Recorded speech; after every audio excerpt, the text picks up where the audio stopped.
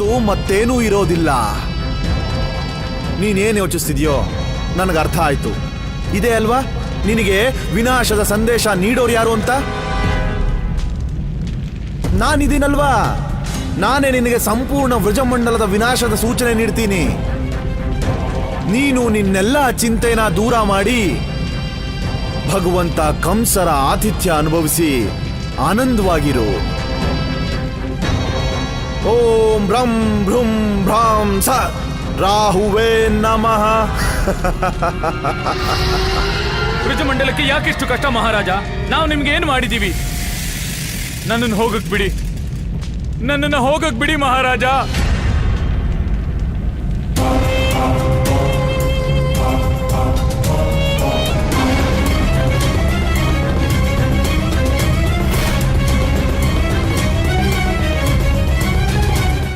ನಿಂತ್ಕೊಳ್ಳಿ.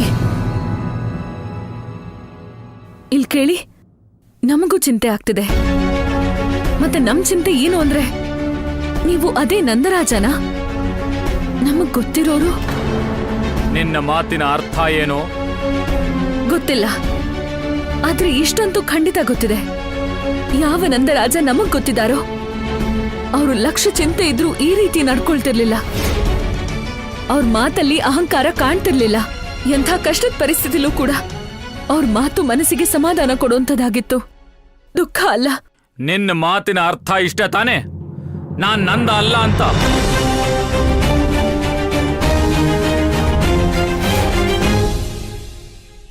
ಈ ಎಲ್ಲ ಗೋಕುಲವಾಸಿಗಳ ಹತ್ಯೆಯು ನನ್ನ ಕೊಂಬಿನಿಂದಲೇ ಆಗತ್ತೆ. ಇವರಲ್ಲಿ ಒಬ್ಬ ಕೊಲ್ಲನೂ ಜೀವಂತವಾಗಿ ಉಳಿಯೋದಿಲ್ಲ.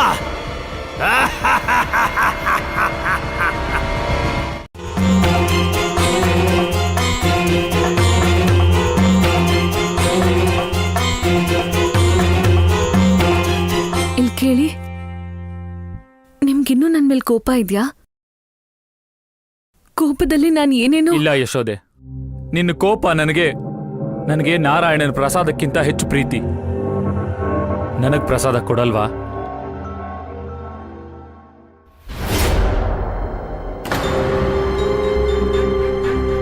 ಇದೇನಿದು? ಪ್ರಸಾದ ಎಡಗೈಲಲ್ಲ, ಬಲ್ಗೈಯಲ್ಲಿ ನೀಡಿ ತಗೋಬೇಕಾಗತ್ತೆ. ಗೋಕುಲ ಚಿಂತೆಯಲ್ಲಿ ನೀವಿದನ್ನು ಮರ್ತ್ಬಿಟ್ರಾ? ತಗೊಳ್ಳಿ.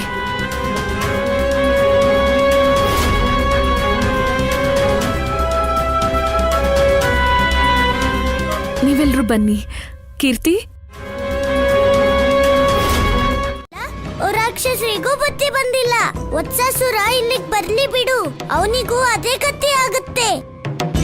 ತಲೆ ಹರಟೆ ಹುಡುಗ, ವತ್ಸಾಸುರ ನಿನ್ ಎದುರಲ್ಲೇ ಇದ್ದಾನೆ. ನಿಮ್ಮೆಲ್ಲರ ಅಂತ್ಯವನ್ನ ಒಟ್ಟಿಗೆ ಒಂದೇ ಬಾರಿಗೆ ಮಾಡ್ಬಿಡ್ತೇನೆ. ನಾನು ಇಷ್ಟೊಂದು ಪ್ರೀತಿಯಿಂದ ಮಾತಾಡ್ತಿದ್ದೀನಿ, ಆದ್ರೂ ನನ್ ಮೇಲೆ ಕೋಪ ಮಾಡ್ಕೋತಿದ್ಯಾ? ಕೃಷ್ಣ, ನೀನ್ ಮಾಡಿರೋ ಕೆಲ್ಸಾನೇ ಆಗಿದೆ. ಯಾರಾದ್ರೂ ನಿನ್ ಮೇಲೆ ಕೋಪಿಸ್ಕೋತಾರೆ. ಈಗ ನಾನೇನ್ ಮಾಡ್ತೆ ಗೋಪಿಕೆ? ನೀನ್ ಇಲ್ಲಿಗ್ ಬಂದಿದ್ಯಾ. ನಾನ್ ಇಲ್ದೇ ಇದ್ದಿದ್ರೆ ನೀನ್ ಯಾವ ಕೆಲ್ಸಾನೂ ಮಾಡ್ತಿರ್ಲಿಲ್ಲ. ಈಗ ನನ್ ಮುಖ ಏನ್ ನೋಡ್ತಿದ್ಯಾ? ಈ ಕರು ಹಣೆ ಮೇಲೆ ಓಂ ಅಂತ ಬರಿ.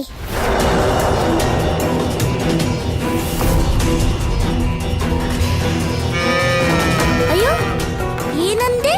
ನಿನ್ಗೆ ಓಂ ಬರೆಯೋದ್ ಬೇಡ್ವಾ? ಹಾಗಾದ್ರೆ ಅಣ್ಣ ನಿನ್ನ ವತ್ಸಾಸುರ ಅನ್ಕೋತಾನೆ. ಆಗ ಅಣ್ಣನ್ ಕೋಪದಿಂದ ನಿನ್ನ ಯಾರು ಕಾಪಾಡಕ್ಕಾಗಲ್ಲ. ನಾರಾಯಣ ನಾರಾಯಣ.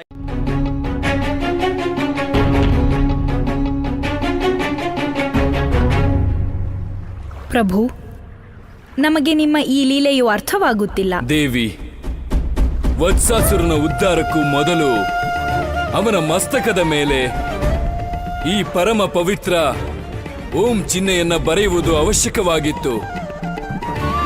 ಏಕೆಂದರೆ ವತ್ಸಾಸುರನ ಮುಕ್ತಿಯ ಈ ಮಾರ್ಗವನ್ನು ನಾನೇ ಸ್ವತಃ ನಿರ್ಣಯಿಸಿದ್ದೇನೆ. ಆದರೆ ಪ್ರಭು, ಒಬ್ಬ ಅಸುರ ಹೇಗೆ ಗೋರೂಪ ಧಾರಣೆ ಮಾಡಲು ಸಾಧ್ಯ? ಗೋರೂಪ ಎಷ್ಟು ಪವಿತ್ರವೆಂದರೆ ಅಸುರ ತನ್ನ ಮಾಯೆಯಿಂದಲೂ ಆ ರೂಪ ಪಡೆಯಲು ಸಾಧ್ಯವಿಲ್ಲ. ನೀನು ಹೇಳಿದ್ದು ಸತ್ಯ ದೇವಿ, ಆದರೆ ಇದರ ಹಿಂದೆ ಯುಗಗಳ ಯಾತ್ರೆ ಇದೆ. ಇದು ಬಹಳ ಹಿಂದಿನ ಘಟನೆ. ಒಮ್ಮೆ ತ್ರೇತಾಯುಗದಲ್ಲಿ ನನ್ನ ರಾಮ ಅವತಾರದಲ್ಲಿ ನನ್ನ ಶಿಕ್ಷಣದ ಅಭ್ಯಾಸಕ್ಕಾಗಿ ಋಷಿ ವಸಿಷ್ಠರ ಆಶ್ರಮದಲ್ಲಿದ್ದೆ.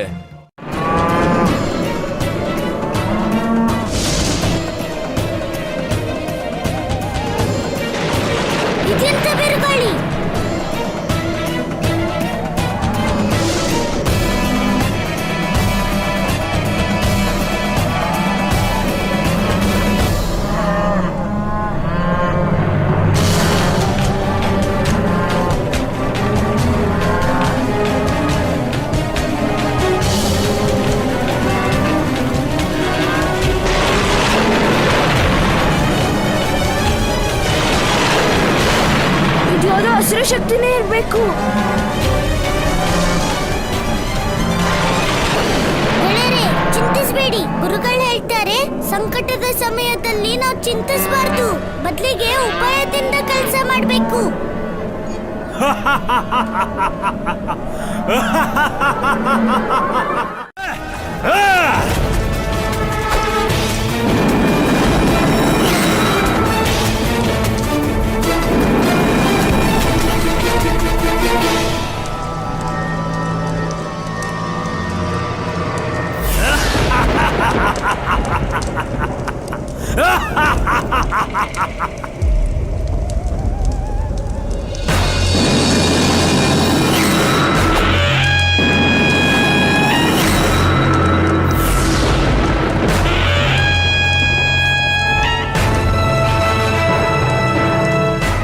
ಅಸಾಧಾರಣ.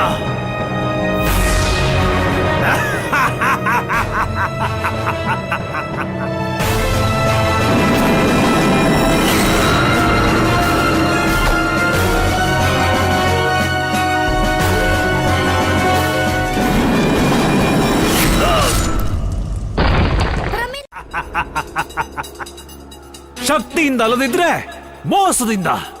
ಆದ್ರೆ ನಾನ್ ನಿನ್ನನ್ನ ಹೇಗಾದ್ರೂ ಪಡ್ಕೊಳ್ತೀನಿ ನಂದಿನಿ. ಪ್ರಮೀಲಾ, ಈ ಆಶ್ರಮದ ಎಲ್ಲಾ ಬಾಲಕರು ನನ್ನ ಪುತ್ರ ಸಮಾನರು. ನಾನಿಲ್ಲಿಂದ ಹೋದ್ರೆ ನನ್ನ ಹಾಲಿನ ಕೊರತೆಯಿಂದ ಅವರ ಬೆಳವಣಿಗೆ ನಿಂತು ಹೋಗುತ್ತೆ.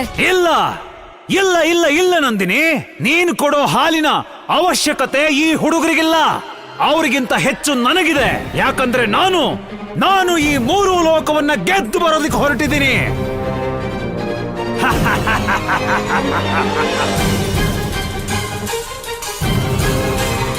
ರಾಕ್ಷಸ, ನೀನು ಬಹಳ ಕ್ರೂರಿ.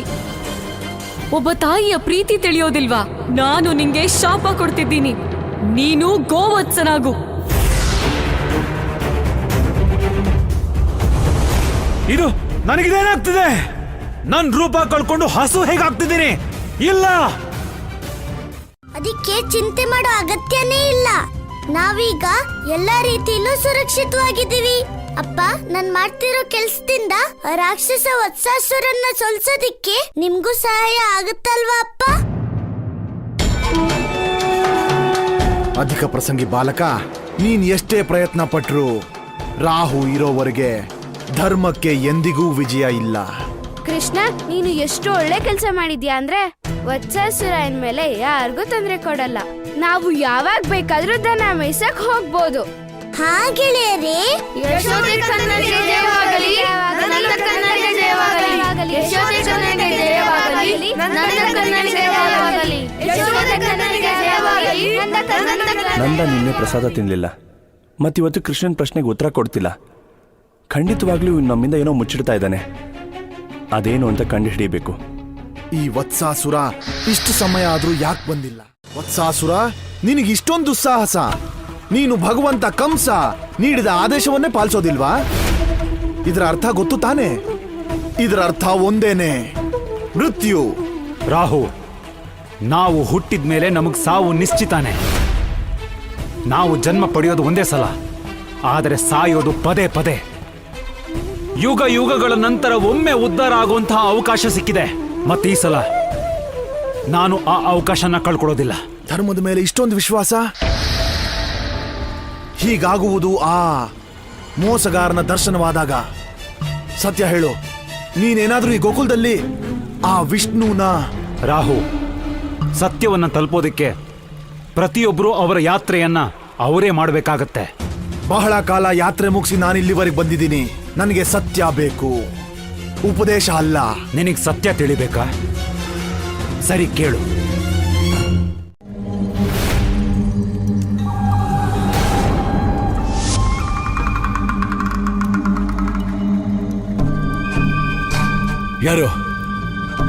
ಯಾರಲ್ಲಿ? ನಿಲ್ಲು, ಹೆದರುವ ಅಗತ್ಯವಿಲ್ಲ. ಭಗವಂತ ಕಂಸನಿದ್ದಾನೆ. ನಿಲ್ಲು, ನಿಲ್ಲು. ಏಯ್,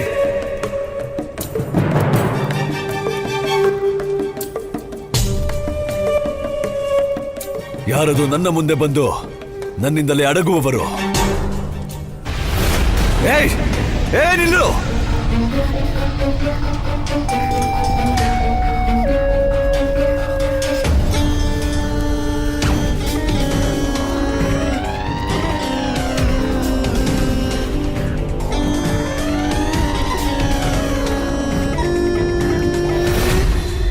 ಸಾಕು ಕಂಸ. ನಿನ್ನಲ್ಲಿನ್ನೂ ಆ ದೃಷ್ಟಿನೇ ಇಲ್ಲ ರಾಹು. ನೀನು ನಾರಾಯಣನನ್ನ ಹೇಗ್ ನೋಡೋದಕ್ ಸಾಧ್ಯ? ಅದಕ್ಕಾಗಿನೇ ನಿನಗ್ ಸತ್ಯ ಹೇಳಿ ಯಾವ ಲಾಭವೂ ಇಲ್ಲ. ಈ ವತ್ಸಾಸುರನೇನಾದ್ರೂ ಗೋಕುಲವಾಸಿಗಳ ಮೇಲೆ ಆಕ್ರಮಣ ಮಾಡದಿದ್ರೆ ಅವರ ರಕ್ಷಕ ವಿಷ್ಣು ನನ್ನ ಮುಂದೆ ಬರೋದಿಲ್ಲ. ಹಾಗಾಗಿ ನೀನು ಗೋಕುಲವಾಸಿಗಳ ಹತ್ಯೆ ಮಾಡಲೇಬೇಕು. ನಿನ್ನಿಚ್ಛೆಯಿಂದ ಅಲ್ದಿದ್ರೆ ಈ ರಾಹುವಿನ ಪ್ರಭಾವದಿಂದ, ಈ ರಾಹುವಿನ ಆದೇಶದಂತೆ.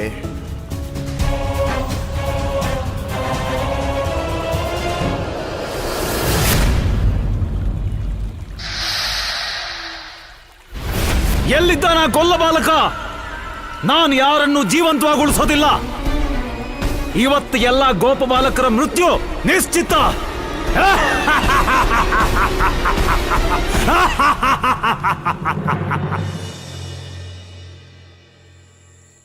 ನಾನ್ ಕೇಳಿದ್ದೀನಿ, ಈ ಕಾಡಲ್ಲಿ ಬೋರೆ ಹಣ್ಣು ರುಚಿಯಾಗಿರುತ್ತಂತೆ. ಇವತ್ತು ಆ ವತ್ಸಾಸುರ ಬರೋದ್ರೊಳಗೆ ನೀವೆಲ್ಲ ಹೋಗಿ ಬೋರೆ ಹಣ್ಣು ತಗೋ ಬನ್ನಿ. ನಾವೆಲ್ಲ ಸೇರಿ ಒಟ್ಟಿಗೆ ತಿನ್ನೋಣ. ಹೋಗಿ. ಆದ್ರೆ ಕೃಷ್ಣ, ನೀನು ಜಗತ್, ನಾನು ಇಲ್ಲೇ ಇದ್ದು ವತ್ಸಾಸುರನಿಂದ ಇಲ್ಲಿರೋ ಬೆಣ್ಣೆನ ಕಾಪಾಡ್ತೀನಿ. ನನ್ ಬದ್ಲು ನೀನೇ ಇಲ್ಲಿರೋ ಹಾಗಿದ್ರೆ ಇರು. ಆದ್ರೆ ನೆನ್ಪಿಟ್ಕೋ, ವತ್ಸಾಸುರ ಬಂದ್ರೆ ಅವನನ್ನ ನೀನೇ ಎದುರಿಸಬೇಕಾಗುತ್ತೆ.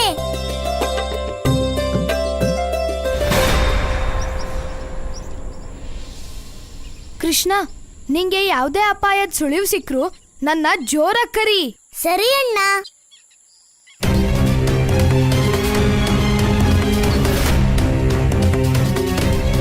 ಹೋಗು ವತ್ಸಾಸುರ, ಇದೇ ಸರಿಯಾದ ಸಮಯ ಈ ಅಧಿಕ ಪ್ರಸಂಗಿ ಬಾಲಕನ ಹತ್ಯೆ ಮಾಡೋದಕ್ಕೆ. ಕಂಸ ನಿನ್ನ ಹತ್ಯೆ ಮಾಡ್ತಾನೆ. ಎರಡು ಕಡೆ ಮೃತ್ಯುವೇ ಇದ್ದ ಮೇಲೆ ಎಲ್ಲಿಗೂ ಓಡ್ತಿದೀಯಾ?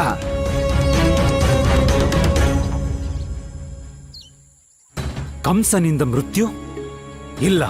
ಈ ಕಂಸ ನನ್ನನ್ನು ಹತ್ಯೆ ಮಾಡಿದ್ರೆ ನನ್ನ ಆತ್ಮ ಜನ್ಮ ಮರಣಗಳ ನಡುವೆ ಇದೇ ರೀತಿ ಒದ್ದಾಡ್ತಾ ಇರತ್ತೆ. ಆದ್ರೆ ನಾರಾಯಣನ ಕೈಯಿಂದ ಮರಣ ಸಿಕ್ಕರೆ ಶಾಶ್ವತವಾಗಿ ನನ್ನ ಉದ್ಧಾರವಾಗತ್ತೆ.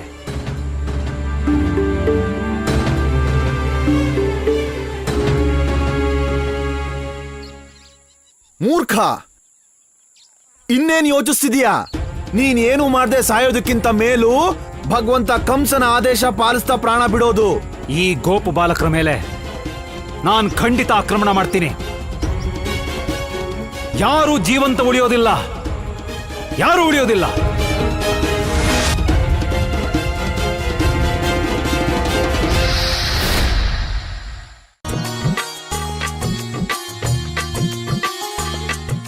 ನಿಜವಾಗ್ಲೂ ಈ ಬೋರೆ ಎಷ್ಟು ರುಚಿಯಾಗಿದೆ.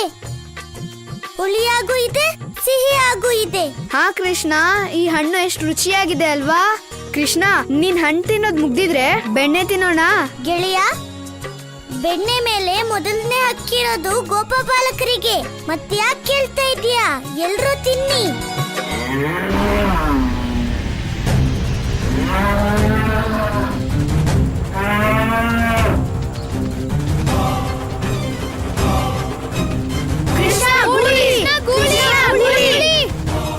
ಏನು?